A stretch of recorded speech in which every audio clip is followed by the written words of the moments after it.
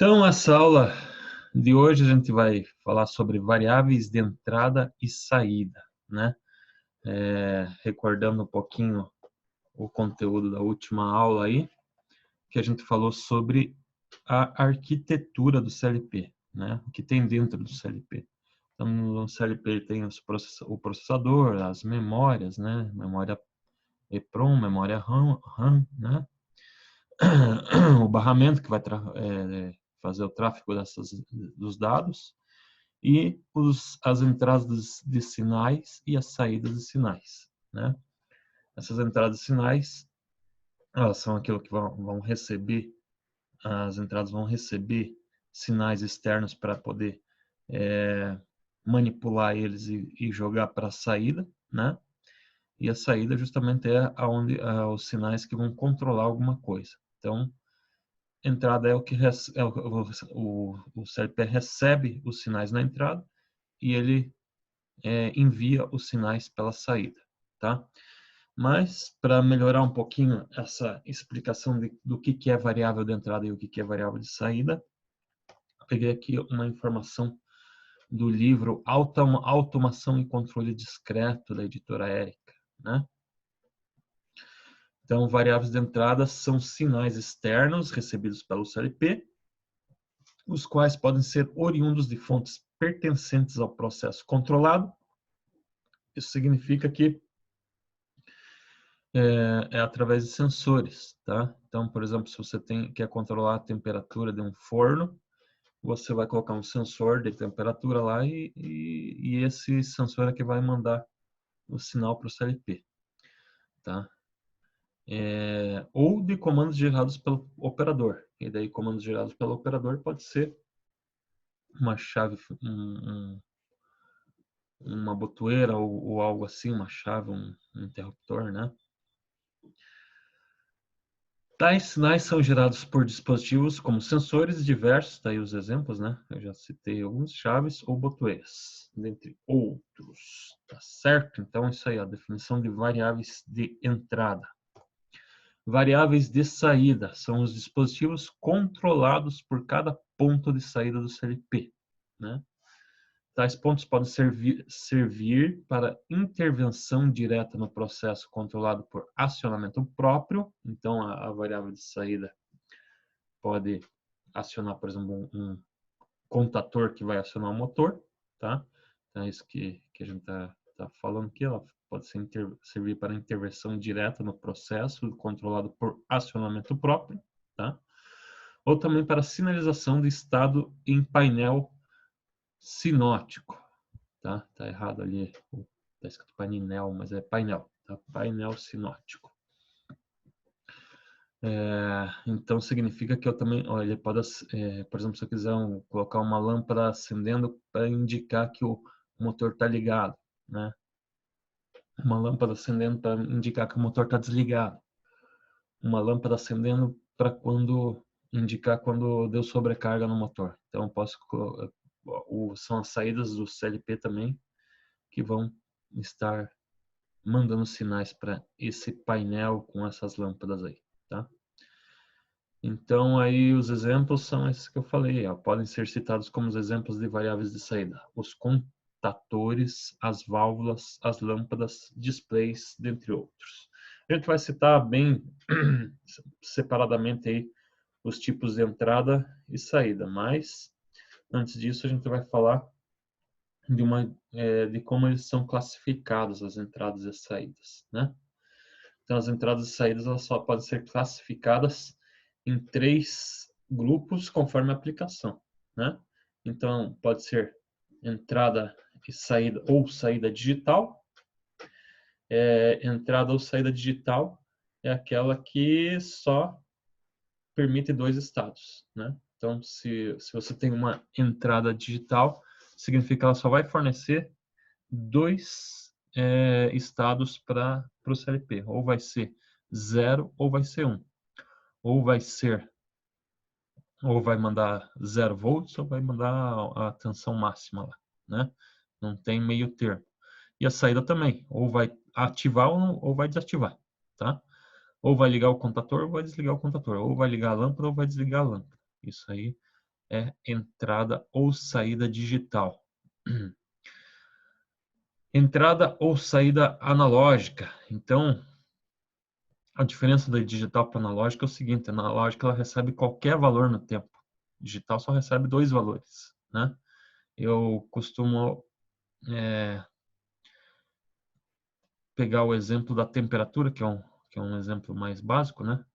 Ele é uma variável que, obviamente, que você pode transformar ela em digital também, se você pegar um comparador, né, tal, e falar, se acima dessa temperatura é 1, se for abaixo dessa temperatura tal, é 0, tá? Mas se você quiser fazer um controle em que todo o valor da temperatura tem que ser medido e transformado em alguma coisa pelo CLP, então por exemplo, de madrugada pode estar 0 graus agora no inverno, né? E até meio-dia pode estar uns 16, 20 graus.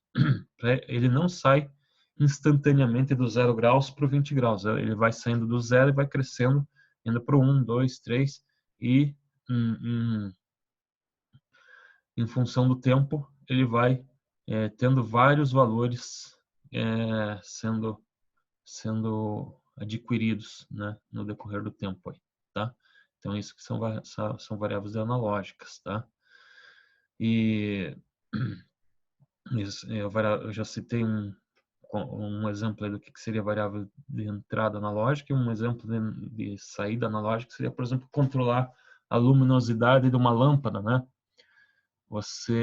Ela pode assumir vários valores. Se você quiser deixar ela bem fraquinha, né?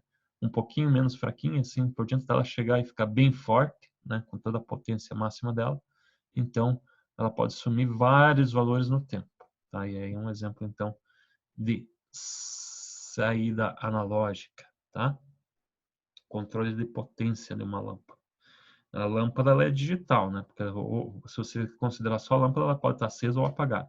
Agora, o controle da luminosidade dela é analógico, tá? E daí tem outro grupo aqui, que é o grupo multibits, tá?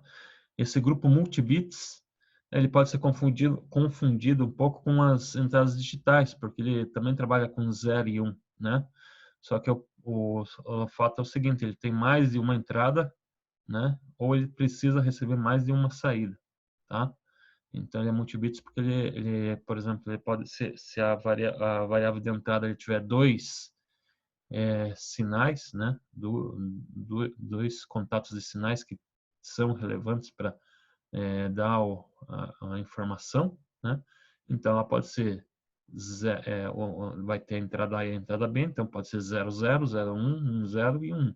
Então enquanto a entrada digital ela só pode receber 0 ou 1, essa aí ela pode receber 4 valores diferentes, né? Entre 00, 01, 10 e 1 e 1, tá? E a mesma coisa a saída multibits, tá? Então você tem 4 terminais que você tem que acionar e esses 4 terminais eles vão transformar em alguma coisa lá que tenha que ser selecionada conforme a combinação desses 4 terminais, tá? Então, essa é a pequena diferença entre entrada multibits e digital, tá? Então vamos lá citar exemplos agora, só citar exemplos de entradas, saídas digitais, entradas e saídas analógicas e entradas e saídas multibits. Vamos começar lá pelas entradas digitais, tá? Então a primeira entrada digitais, aí tá a figura dela, uma chave seletora, né? Você pode posicionar em duas ou três ou quatro posições diferentes a chave seletora, né? E ela vai ou ativar ou desativar. Então, ela é digital. Depois vem uma chave bastante conhecida, que é o push button, os push buttons, né? Que pode ser esse bem bastante usado em circuitos, placas eletrônicas, né? Que é um botãozinho pequeno, tá? Tem que configurar ele para ele virar normalmente aberto ou normalmente fechado, push down ou push up, ou pull up ou pull down, né? Para você conseguir fazer com que ele tenha a configuração normalmente aberta ou normalmente fechada, tá? E a popular botoeira aqui embaixo, né? Que você aperta também, ela deixa passar. Se você desaperta, ela volta no lugar. São os tipos push bottom aí, tá? Sensores fotoelétricos também são digitais. O sensor fotoelétrico, ele leva um sinal de luz de um transmissor e esse sinal de luz vai para o receptor. Enquanto estiver transmitindo esse sinal de luz, então o contato está fechado, né? Ele está, digamos assim, na verdade ele está aberto, né? Ele não está deixando, ele está mandando sinal, então ele não vai ativar a chave dele. Agora, se alguma coisa cortar esse sinal, passar aqui entre o transmissor e o receptor e cortar esse sinal, então ele ativa, né, o contato dele, tá? Então, daí, esse é o sensor fotoelétrico. Chave fim de curso, tá? Chave fim de curso é bastante usada em um motor de portão, né? Quando está abrindo, abre totalmente o portão, o motor para, ou quando fecha totalmente o portão para também, né? Então a chave fim de curso que é utilizada para isso. Aqui eu coloquei esses exemplos aí de chave fim de curso que são mecânicos, né? Mas existem também os magnéticos, como o heat switch, né? Que quando através de um sinal magnético encosta, quando aproxima um ímã, né? Ele acaba fechando o contato, tá? Que daí pode acabar desligando ou ligando um processo, tá? Então, os fins de cursos, sensores de proximidades, né? Que podem ser de tipos construtivos diferentes, eles podem ser indutivos, podem ser capacitivos, podem ser óticos, né? Como estão os 3 exemplos aí. Então, são sensores de proximidade. Se aproximar algum objeto neles, eles atuam, né? Se não tiver objeto próximo, eles não atuam. Então, é 0 ou 1. Chave seletora de nível, né? A gente pode ver, o nível, ele é uma variável analógica, né? Porque se você observar esse reservatório aqui, por exemplo, se você tem pouca água, você pode aumentar o volume de água, então esse volume vai recebendo vários valores no tempo. Enquanto você encher aqui, ele pode receber vários valores. Mas você pode fazer um controle digital desse nível, né? Por exemplo, esse sensor aqui embaixo pode representar quando o nível está baixo, né? Nível mínimo de líquido. E esse outro sensor representa quando o nível de líquido é máximo, tá? Então, ele vai atuar aqui se estiver abaixo do nível mínimo, o sensor vai atuar, é 0 ou 1. Se estiver acima do sensor de cima aqui, ele vai atuar e vai dizer que tem que desligar a bomba lá, tá? Então, as chaves sensoras de níveis também podem ser consideradas digitais, né? Se quiser algo que represente a quantidade né, o controle de quantidade de líquido que está sendo colocado, aí você tem que fazer um sensor analógico, né? Utilizar um sensor de nível analógico. Aí. Assim como a temperatura também, você pode usar um sensor digital só para controlar um nível de temperatura padrão, né? 20 graus. Eu quero que esteja 20 graus. Então, se estiver abaixo de 20 graus, liga aquecedor. Se estiver acima de 20 graus, liga um ventilador. Mas você pode também controlar através de um sensor analógico, né? Recebendo todas as temperaturas durante o decorrer do tempo. E daqui os contatos de partida e de relés. Eu coloquei os dois juntos porque assim, são os contatos do contator. O contator é uma variável de saída porque aciona pela bobina dele, né? Tem que acionar a bobina do contator para ele atuar os contatos, tá? Mas ele tem os contatos deles, que são os contatos principais, né? Que faz a partida dos motores. E tem os contatos auxiliares, né? Que a gente está considerando ali contatos de relé. E esses contatos auxiliares, eles podem manipular o comando do circuito. Então, são tipos de chaves de são chaves do tipo digital, tá? Entradas digitais. Daí vamos ver agora saídas, exemplos de saídas digitais. Então já vamos começar com o próprio relé ou contador também, né? Então tá aqui, ó, tem vários terminais, essas aqui são as entradas, né? 13, 14, 43, 44, 21, 22, 31, 32. Esse aqui é um relé porque ele não tem os contatos de força, mas se fosse um contador, ele teria aqui os contatos de força atrás aqui, né? Então, mas para você fazer com que esses contatos funcionem, você precisa acionar a bobina, o A1 e o A2 aqui, ó, tá? Então, é uma saída. Você vai ter que mandar um sinal para o CLP, do CLP, para ativar essa bobina e daí ela vai estar ativada ou não vai estar ativada. Por isso é digital, tá? Tem os solenoides. Solenoides são esses muito parecido aí com os relés, né? Mas é mais utilizado aí nas válvulas pneumáticas ou hidráulicas, né? Então, quando você fala de eletropneumática ou eletrohidráulica, você vai ativar um solenoide e o solenoide vai fazer com que a válvula atue ou não, tá? Deixe passar ar ou não deixe passar ar. Então, ela é digital também, tá? Só recebe dois valores aí. Pode ser válvulas também, outros tipos de válvulas aqui, ó, por exemplo, você pode atuar essa válvula aqui, ó, né, e deixar passar a vazão que está aqui, tá? Ou bloquear totalmente. Assim, depois a gente vai ver que tem as válvulas analógicas também, tá? Que daí, conforme com a quantidade de corrente que você colocar, ela vai aumentar a quantidade de fluxo de água, tá? Ela vai abrir um pouquinho mais a, o fluxo de líquido aqui. Mas essa aqui, ela ou deixa passar toda o fluxo, ou não deixa passar nada de fluxo. Então, ela é digital também. Então, ou está totalmente aberta a válvula, ou ela está totalmente fechada. Aí vem os ventiladores, que você pode controlar. Se você fizer o controle da velocidade do ventilador, é uma situação analógica, né? Um sinal analógico. Mas se você estiver só ligando e desligando ele, aí é digital, tá?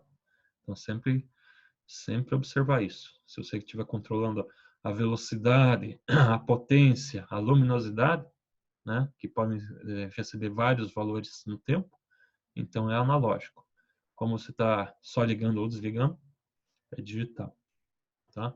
Então os alarmes também, né? Uma sirene, aqui tem as sirenes, vou falar da sirene daqui a pouco, mas se você estiver ativando um alarme ou desativando, ele é considerado digital. As lâmpadas, como a gente já citou desde o começo, o exemplo aí das lâmpadas, né? Essas aqui são lâmpadas e painéis, podia ser qualquer tipo de lâmpada, né? E elas são entradas digitais, ou está acesa ou está apagada. E as sirenes aí, né? Dos dois tipos, a sirene luminosa e a que faz barulho aí, né? Então, elas podem estar ativadas ou desativadas, tá? Beleza, então a gente viu tudo sobre entradas e saídas digitais. Todos os exemplos aí, existem outros, né? Mas os principais exemplos aí sobre entradas e saídas digitais. Vamos começar a falar sobre entradas e saídas analógicas. Primeiras entradas. Então, tá aqui, ó. Vou falar também um pouquinho o que é transdutor, tá? Tá escrito transdutor, um palavrão, é uma palavra feia aí, né? Mas transdutor é o seguinte: existe o elemento sensor, né? Que é faz parte do transdutor, digamos assim, tá? Então, sensor se você pegar o sensor de temperatura, é um resistorzinho lá que está sendo aplicado. O que é o transdutor de temperatura? É um circuito elétrico ou eletrônico, né? Que transforma o sinal do sensor e joga lá numa saída lá para você ativar ele. Então, isso aí, com todo esse circuito completo, colocando o sensor e tudo, a gente não chama de sensor, a gente chama de transdutor. Sensor é só o elemento que tem a sensibilidade lá. No caso do sensor de temperatura, é um resistor que varia a resistência conforme a temperatura, né? mas todo o circuito completo dele lá, o componente completo, a gente chama de transdutor. E esse transdutor, primeiro que a gente está colocando aqui, é o transdutor de tensão e corrente, tá? Então, de acordo com... Ele detecta a corrente, né? E joga um sinal aí analógico aí de acordo com a tensão ou a corrente que for aplicada, tá? Como a corrente e a tensão elas podem receber vários valores no tempo, ela é analógico, tá? Então manda os sinais para o CLP analógicos. Agora o exemplo que a gente citou bastante aí, que é o transdutor de temperatura, né? Então aqui eu tenho dois exemplos aqui, eu tenho o LM35, que é esse carinha que parece um transistor aqui, ó, né? Ele é um exemplo de sensor de temperatura. Aqui nós temos um NTC, que é um exemplo de sensor de temperatura. E esse dispositivo aqui, ó, já é o transdutor de temperatura, ou seja, tem um desses dois componentes aqui, né, na ponta dele, e aqui nesse tubo aqui tem um circuito elétrico que está convertendo esse sinal, né, da sensibilidade desses dois sujeitos aqui, ó, que pode ser um ou outro, né? Existem vários tipos de sensores de temperatura, tá? Esses são dois exemplos aí. E para exemplificar bem o que é transdutor, então, seria esse dispositivo completo aqui, ó, que tem um circuito eletrônico total ali, tá? Então, a gente já tinha falado bastante que a temperatura ela varia, né, no tempo e, por isso, transdutor de temperatura é uma variável de entrada analógica. Transdutores de fluxo, né? Então, fluxo também, se você quiser... Lembra lá que eu falei da válvula? Se você quiser controlar o fluxo, então esse fluxo vai de uma válvula, né? Esse fluxo ele vai ter que você quer que passe pouquinho água, então quer que passe médio, quantidade média de água, quer que passe toda a água, né? Bastante água. Então, para controlar esse fluxo, né, você tem os sensores de fluxo aí mandando sinais aí para o CLP. E esses sinais eles podem variar, ter diversos valores no tempo, por isso é analógico, né? Outro bastante comum aqui, entradas e saídas analógicas, é o potenciômetro, né? O potenciômetro, ele é um resistor variável, se você girar ele para um lado, ele vai ter menos resistência e conforme você for girando para o outro lado, ele vai assumindo mais resistência, tá? Ele é bastante usado aí no controle de velocidade de motores de corrente contínua, né? Conforme você vai variando a resistência dele, ele vai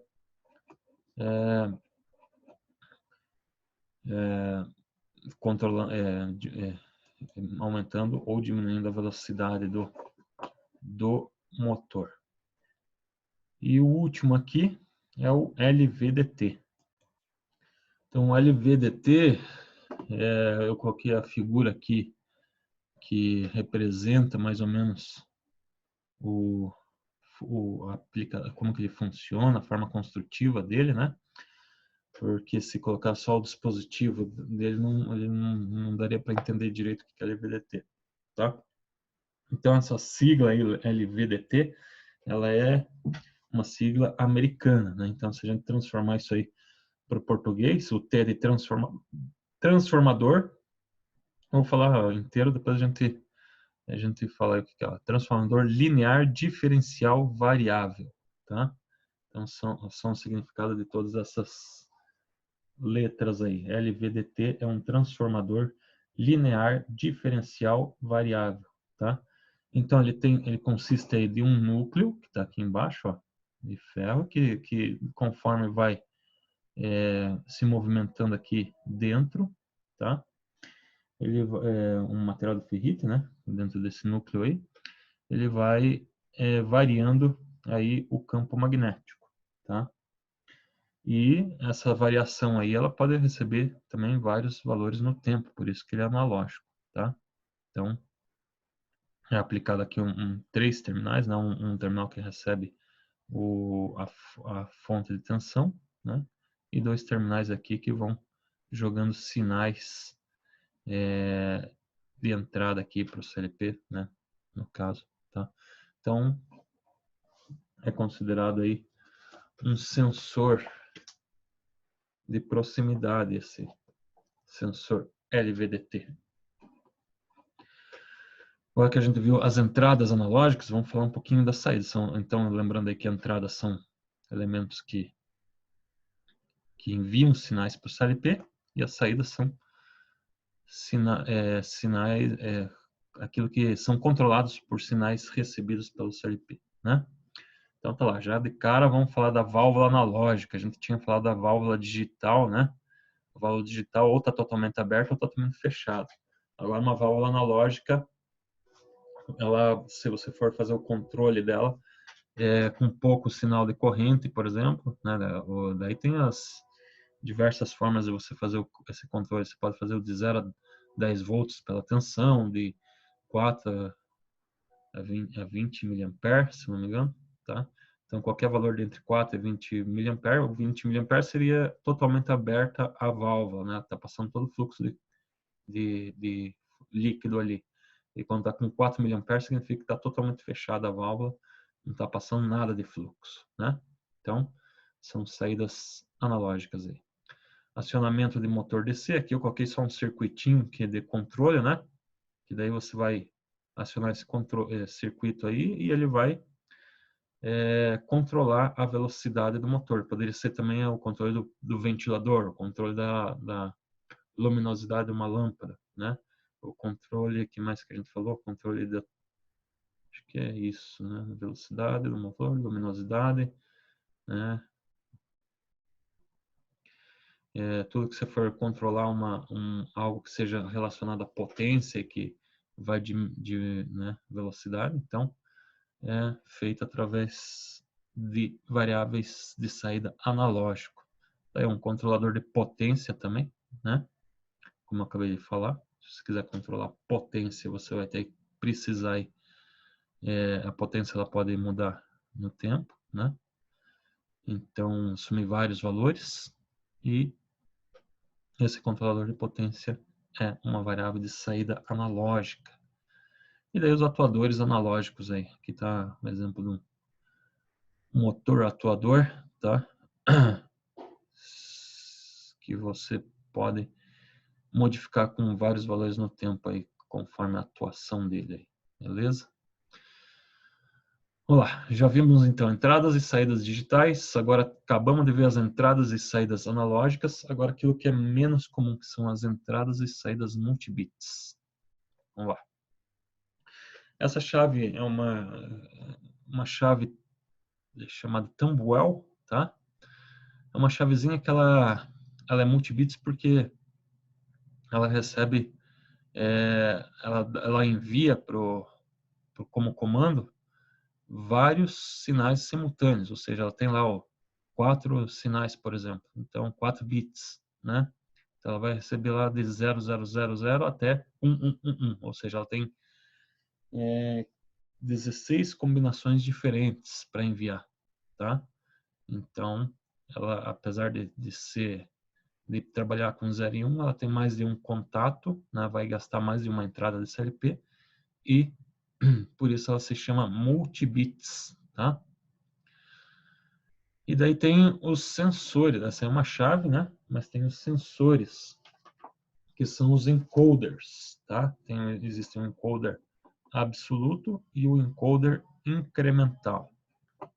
Vamos lá, falar primeiro do encoder absoluto.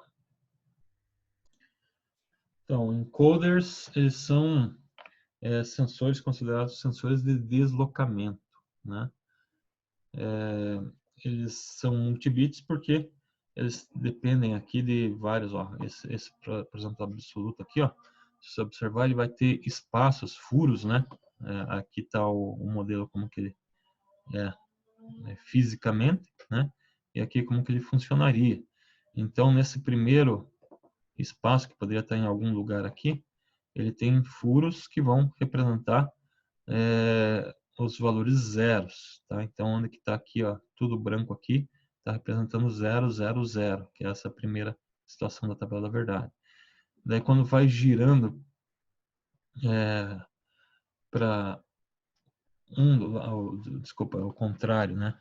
Ele tá aqui, ó, 000 é quando tá tudo escuro. Daí quando vem aqui, ó, 001, né? Só o primeiro tá branquinho. Então ele vai indo lá pro outro lado, ó, 011, tá?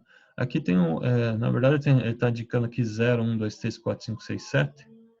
E você vê que ele tá invertido aqui, ó, né? O código gray, né, na verdade aqui, tá? Porque, ó, o 2 ele tá com a posição 2 dele aqui, ó, né? É o 3 em digital, 011. A posição 3 aqui, ó, é o 010, que seria em digital 2, né? Em binário é o 2, tá? Então, na verdade, isso aqui é o código gray que ele utiliza, tá? O encoder absoluto.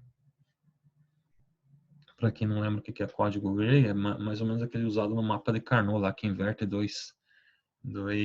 sempre inverte os dois últimos sinais, né? Os dois últimos bits aqui, tá? Então, deem uma estudadinha em código gray aí, para quem quiser dar uma revisada no conteúdo de eletrônica digital. Os encoders incrementais, eles funcionam da mesma forma, né? Tem vários bits, só que ele vai fornecer as informações aí de forma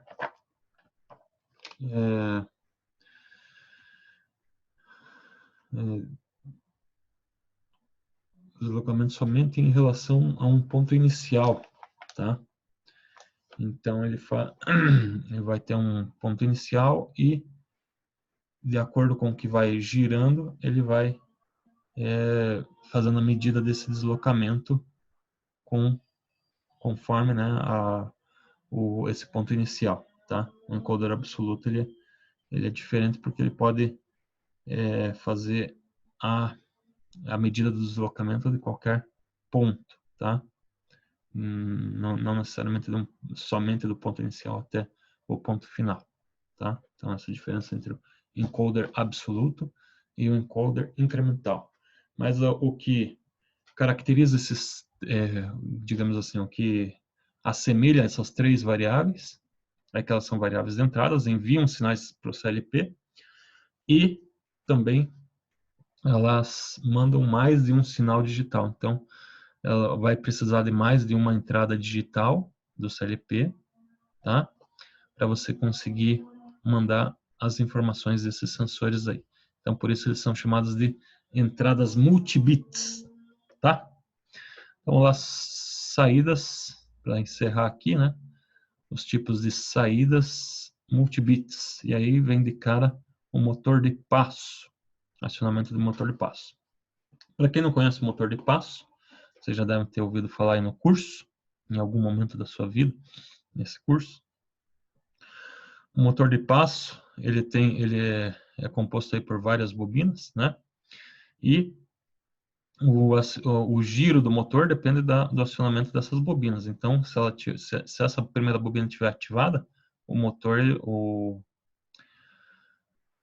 núcleo aqui, o rotor dele, vai estar apontado, vai se direcionar para essa bobina.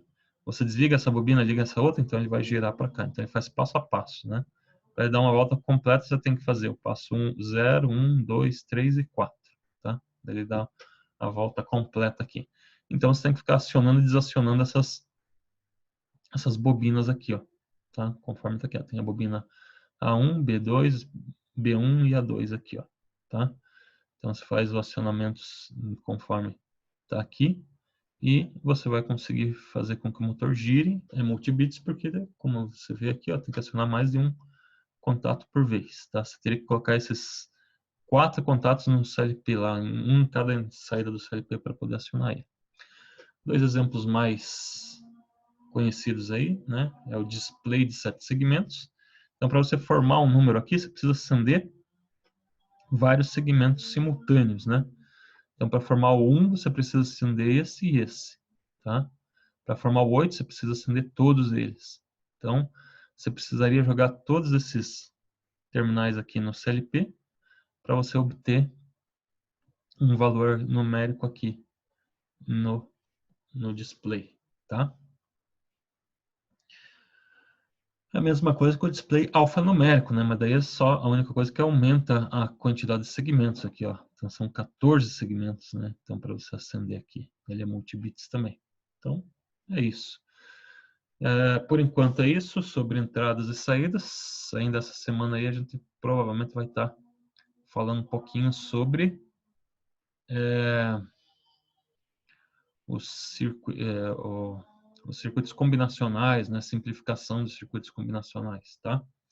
Mas aguardem aí que a gente vai ter que adiantar esse conteúdo também, beleza? Até chegar em programação do CLP. Mas é isso, então. O que é o conteúdo da aula de hoje. Variáveis de entradas e variáveis de saídas do CLP. Até mais, um abraço para todos aí.